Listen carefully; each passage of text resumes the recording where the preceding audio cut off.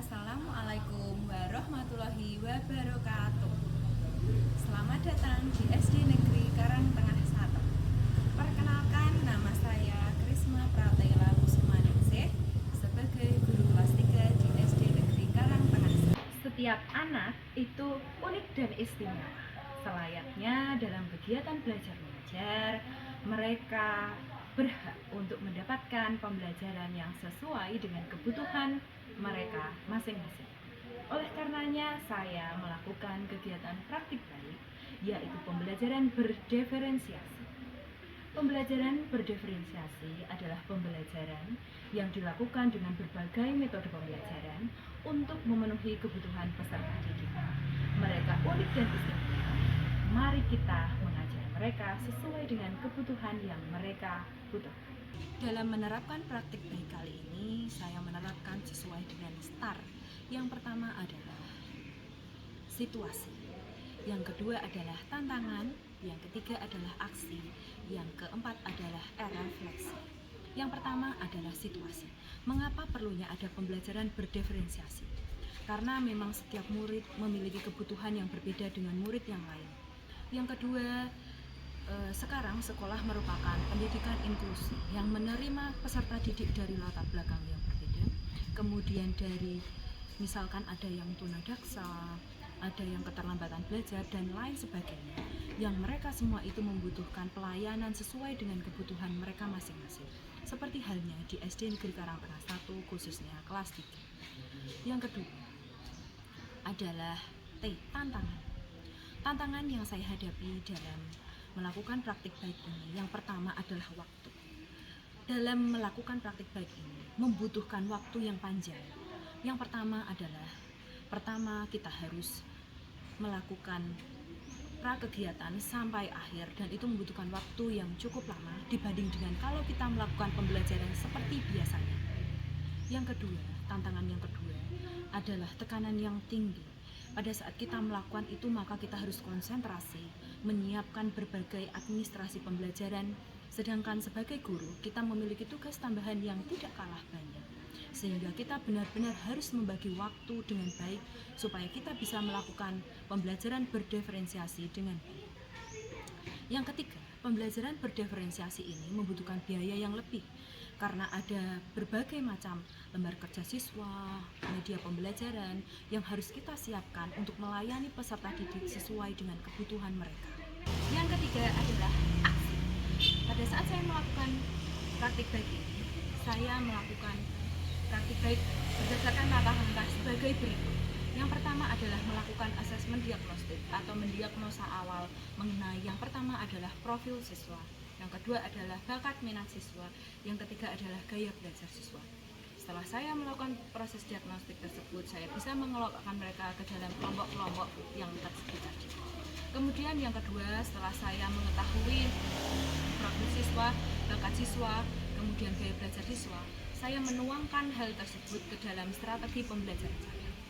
Nah, di dalam strategi pembelajaran ada 4 yang harus saya laksanakan. Yang pertama adalah saya membuat konten atau materi atau media pembelajaran yang akan saya gunakan dalam praktik baik kali ini, yaitu pembelajaran berdiferensiasi. Yang kedua adalah proses. Di dalam proses pembelajaran, saya harus bisa menerapkan pembelajaran yang sesuai dengan kebutuhan peserta didik. Bagi mereka yang auditory, bagi mereka yang visual atau kinestetik, saya harus bisa melayani mereka dengan sebaik-baiknya. Dalam proses pembelajaran kali ini, saya menggunakan berbagai media pembelajaran, yaitu pembelajaran yang kontekstual dan pembelajaran yang konkret. Jadi mereka benar-benar melihat. Pada saat pembelajaran ini, saya melakukan pembelajaran dengan tema proses mengembun. Di situ ada berbagai media pembelajaran yang saya bawa. Ada es batu, kemudian ada air panas, ada gelas, dan lain sebagainya yang nanti akan saya tampilkan pada gambar. Nah, dalam proses pembelajaran tersebut, siswa benar-benar aktif dalam pembelajaran. Mereka turut serta memecahkan masalah, mencari ilmu pengetahuan secara berkelompok untuk mereka bisa menemukan pengetahuan baru, dan mereka benar-benar bisa memaknai makna pembelajaran yang sesungguhnya. Hakikatnya dalam proses ini adalah mereka bisa memecahkan masalah sesuai dengan gaya belajar, profil mereka. Kemudian juga yang ketiga, mereka bisa memecahkan masalah tersebut dan mereka bisa mengalami pembelajaran yang bermakna. Yang ketiga adalah produk. Di dalam produk ini saya harus bisa mengevaluasi peserta didik sesuai dengan kebutuhan mereka. Bagi mereka yang visual, mereka bisa menuliskan itu di dalam laporan praktikum. Kemudian bagi yang auditori, mereka bisa langsung mepresentasikan atau menyampaikan hasil yang mereka dapatkan setelah melakukan percobaan. Kemudian ada juga yang sambil praktek, mereka bisa menjelaskan, oh aku mendapatkan ini, apa itu mengembun, mengapa mengembun, langsung pada saat mereka praktek. Yang keempat adalah lingkungan belajar, adalah bagaimana cara saya mengkondisikan lingkungan belajar agar kondusif. Ada anak yang tidak bisa belajar dalam lingkungan yang berisik, ada juga anak yang tidak bisa berkelompok, ada anak yang harus mendapatkan bimbingan lebih dibanding teman-teman. Semuanya saya berusaha melakukan sesuai dengan kebutuhan mereka. Kemudian siapa saja yang terlibat dalam pembelajaran berdiferensiasi ini? Yang pertama adalah dari rekan-rekan guru, kepala sekolah, bapak ibu guru yang turut memberikan motivasi, dukungan, saran kritik untuk saya melakukan praktik baik ini. Yang kedua adalah siswa yang tentunya menjadi motivasi terbesar saya bagaimana saya bisa melayani mereka dengan sebaik-baiknya. Yang keempat adalah refleksi. Di dalam pembelajaran ini ada banyak manfaat yang bisa didapatkan. Yang pertama adalah pembelajaran menjadi menyenangkan karena mereka bisa melakukan pembelajaran sesuai bakat minat dan kebutuhan mereka. Kemudian pembelajaran dilakukan dengan berbagai metode pembelajaran, berbagai media pembelajaran.